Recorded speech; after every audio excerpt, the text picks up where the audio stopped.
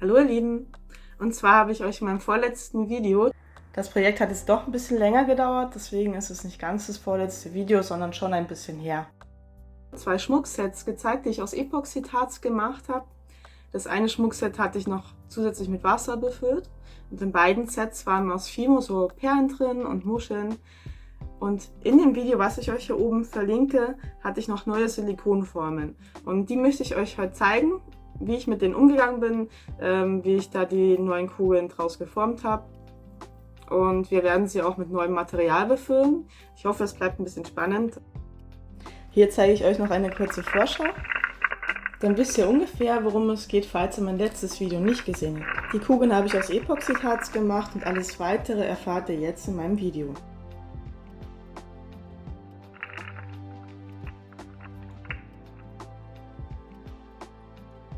Na, dann würde ich mal sagen, lasst uns gleich starten. Das hier sind jetzt die Silikonformen aus meinem letzten Video.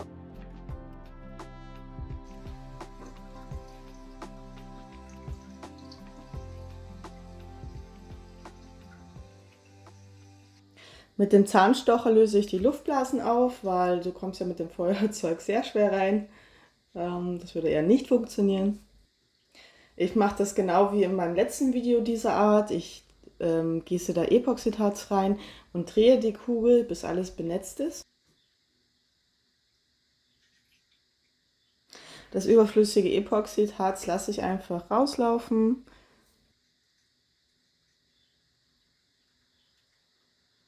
Und drehe die Kugel dann ununterbrochen unter dem UV-Licht. Das Ganze mache ich in 2 Durchgängen. Ein Durchgang hat so ca. 45 Sekunden. Im ersten Durchgang drehe ich die Kugel die ganze Zeit, im zweiten Durchgang kann man die Kugel schon unter die UV-Lampe stellen. Den Vorgang wiederhole ich noch 2 Mal. Das ist wichtig, weil sonst würde die Kugel zusammengedrückt werden, wenn man sie versucht rauszuholen. Und dann wäre das Ziel verfehlt.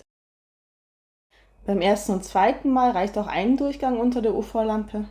Aber beim letzten Mal würde ich auf jeden Fall 2 Durchgänge machen, damit die Kugel auch schön hart ist, wenn man versucht, sie rauszuholen.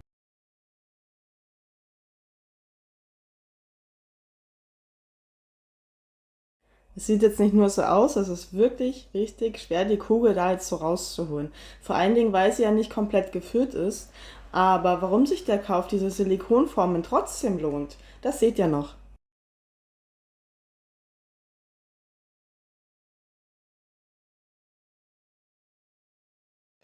Wirklich zufrieden bin ich mit dieser Kugel jetzt nicht. Oben ist sie eingerissen, dann, ich glaube, das sieht man nicht so richtig, habe ich sie leicht eingedrückt. Das ist auf jeden Fall nicht das Ergebnis, was ich mir erhofft habe. Ich werde die Form jetzt auf einer Seite einschneiden, damit ich es nachher leichter habe, die Kugel rauszuholen.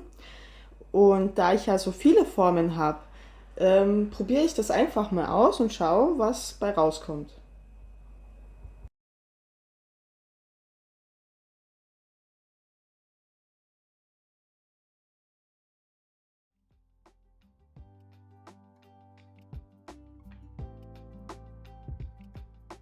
So, jetzt erstmal überlegen, wie ich es denn schaffe, dass die Kugel trotzdem zusammenhält.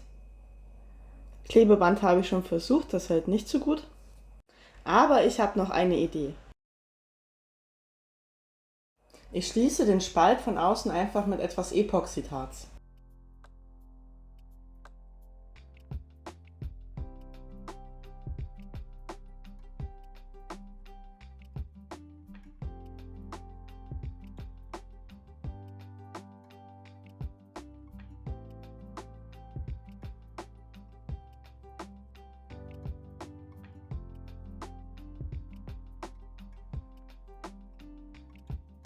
Und man sieht schon, es geht wirklich um einiges einfacher.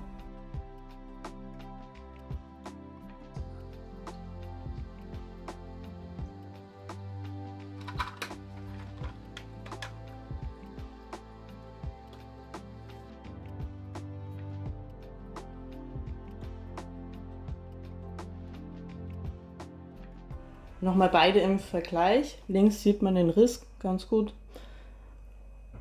Die rechte ist jetzt auch nicht perfekt, aber ich denke, mit ein wenig Übung kriegt man die auch besser hin.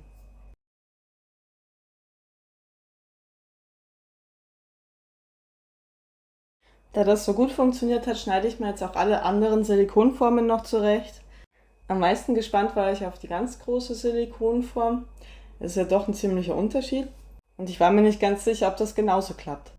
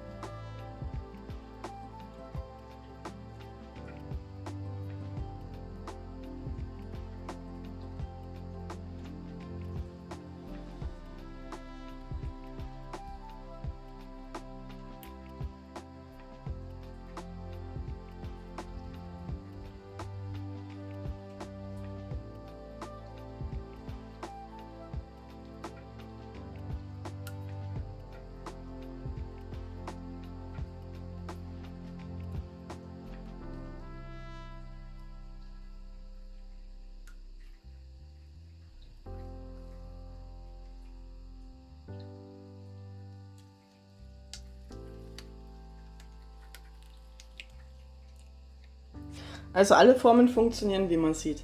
Ich werde euch nachher noch die Amazon-Links in die Beschreibung packen, dann könnt ihr euch die Silikonformen auch holen. Die waren gar nicht so teuer.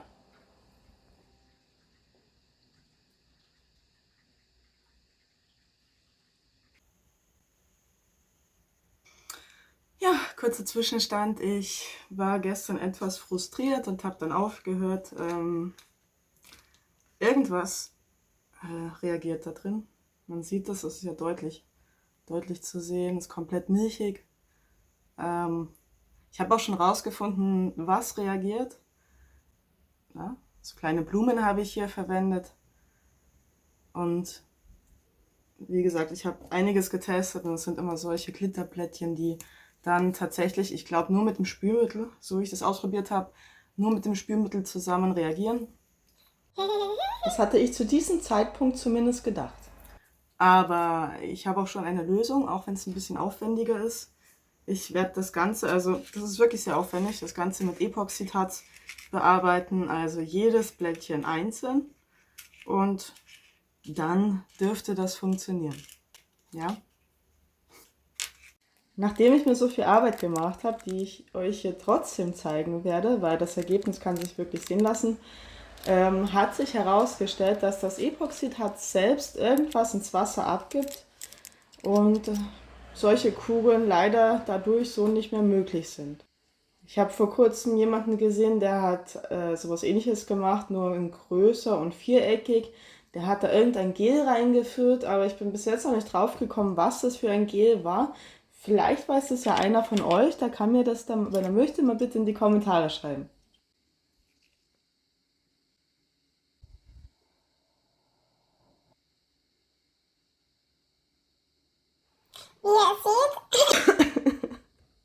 Wie ihr seht, benetze ich hier jedes Blättchen mit einem Tropfen Epoxidharz. Ich mache meistens immer gleich mehrere, dann spart man ein bisschen Zeit.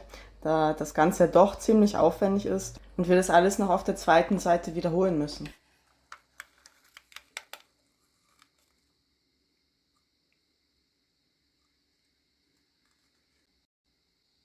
Für diese Tropfen hier braucht ihr einfach nur etwas Epoxidharz und ein paar schimmernde Farbpigmente.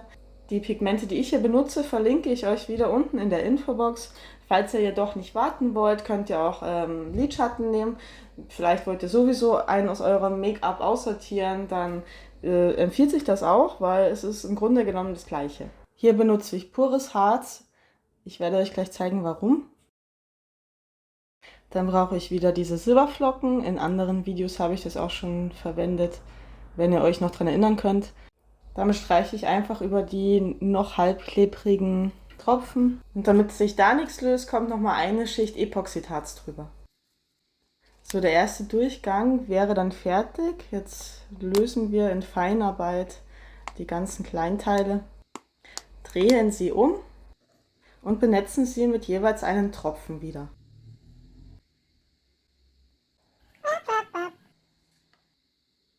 Und so sehen die ersten dann fertig aus. Morgen kommt dann noch ein ASMR-Video raus, da ich diesmal wieder genügend Videomaterial hatte. Und ihr könnt mir ja mal in die Kommentare schreiben, was euch besser gefällt, die kurzen und knappen Erklärvideos oder die längeren, entspannenden ASMR-Videos.